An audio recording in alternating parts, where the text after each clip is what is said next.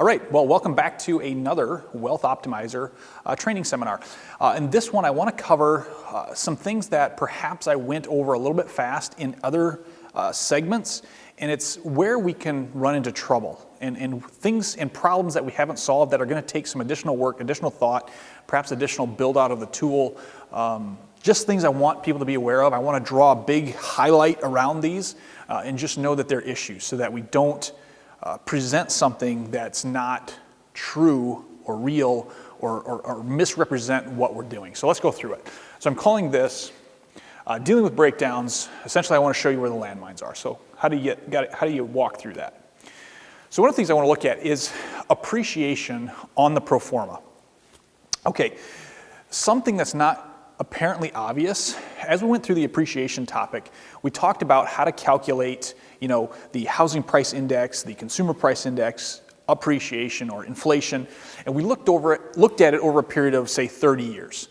And then what I did is I took essentially this point to this point, and I divided that appreciation or inflation by the number of years. That calculation is a simple calculation versus a complex calculation. And how I would compare that is simple interest versus complex interest. Complex interest, of course, or compound interest, I should say. Compound interest is where you get interest on your interest, where simple interest is you just get interest based upon your principal that you put into it. So it's kind of the same thing. And why that's important is because if you take, say your house was $100,000 30 years ago, 30 years later it's worth $200,000, well, you take your $100,000 appreciation or inflation and divide that into equal segments in 30 years, well, that's just a simple calculation. It's not like you're getting a 3% on 100,000 and then 3% upon the 3%, okay? That would be a complex or a compound calculation.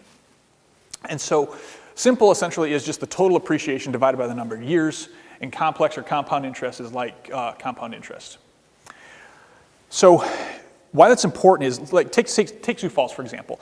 Sioux Falls compound is 3.54%. So over 30 years, if I every year compounded it annually, it'd be about 3.5%.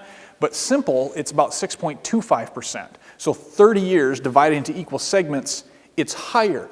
And so you could see how this is almost double on the simple side. You could really blow up your numbers and present a really rosy picture for your investor when the truth is probably a whole lot less than that. So we got to be careful. Always be asking the question, if it seems too good to be true, it probably is, right? We've shown and we got really excited about real estate. We want to be careful not to get carried away, right? Not to get so exuberant that we just throw caution to the wind and we start calculating stuff that's completely otherworldly, okay? So we're not in a time machine. We're not doing sci-fi stuff. We're in a real world under real constraints. So let's not goof our numbers up by doing silly things like conflating the two. Pay attention to that in the tool. When you're doing calculations, understand what it is you're calculating. So that's what we'll talk about on the appreciation in the pro forma. Second thing I want to address is mortgage challenges. So we've wrestled with this in the tool, building the amortization schedule, right? So as you have a principal payment, you have an interest payment or interest rate, and you have the term of the loan. How many years is this loan going to amortize or die, right? Amorte is to die or to kill in Latin. And so how long is it going to take for this loan to wear out, to become dead, and then you own the property? Well, there's different things that can be happening in how those loans are set up, right? Oftentimes, like in new construction, you'll see this, or larger projects, you'll see this, where they'll give the property an interest-only loan for a period of 1, 2, 3 years before the principal kicks in. Well, the tool is not really designed, the Wealth Optimizer tool is not designed to really handle some of those complexities.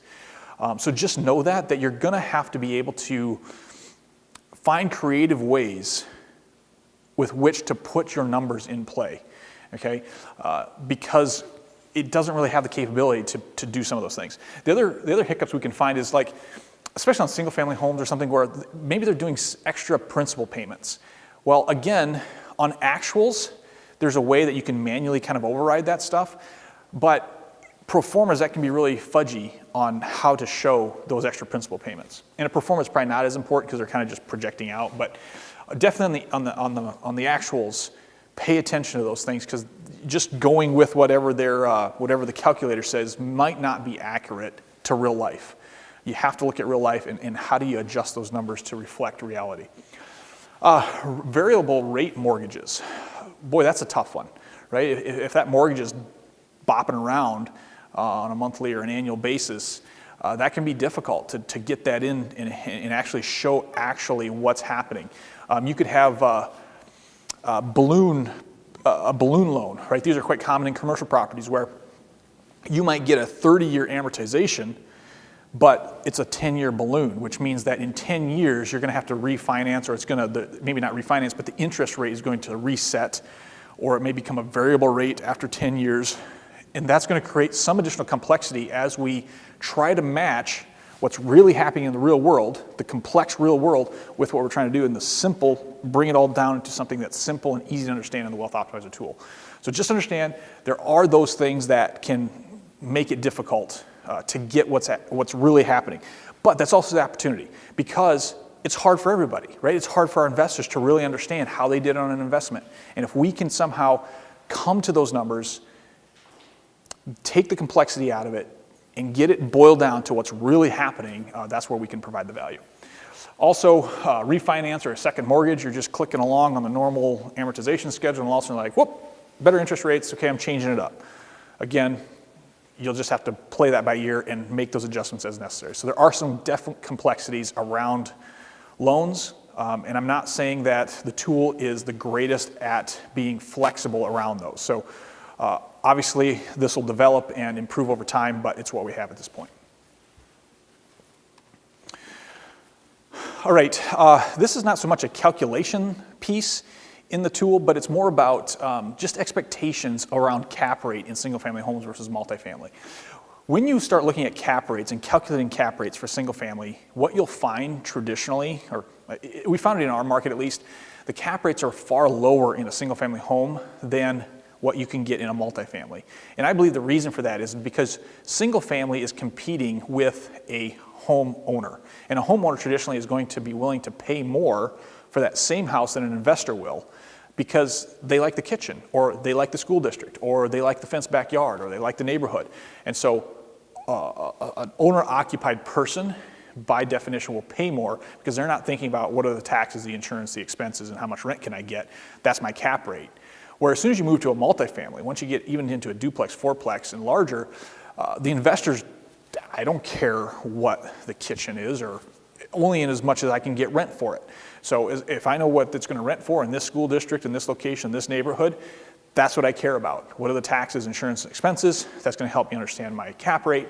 That's what I care about. And so just be conscious that your cap rates are going to be they're quite different, right? Different asset classes will have different cap rates. And you'll find this too in commercial property or office space, malls or whatever. They will have a different cap rate. And so don't be shocked when the single family cap rates are quite low, and don't get freaked out by that. The positive to having single family is they're easy to sell, right? So they got a really good exit strategy.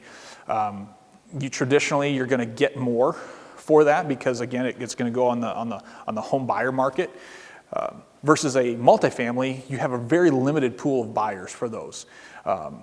You have to sell it to another investor traditionally, unless it's a duplex. Maybe you can get an owner-occupied person to buy it. But largely you have a lot smaller pool. So there's pros and cons to every asset class, but cap rate is something you got to pay attention to. All right, another big one that we have not cracked the code on yet is the difference between maintenance, ongoing preventative maintenance that just happens, versus capital expense. And there's different ways that we can divide or define capital expense. So what is a capital expense? So if we think about it in terms of what the IRS says, they basically say at this point, it's obviously could change, it probably even has already, but anything over $2,500 needs to be capitalized and put on a depreciation schedule. So that's kind of the rule, at least the last time I looked it up. Again, you always want to be checking this. Your accountant will help.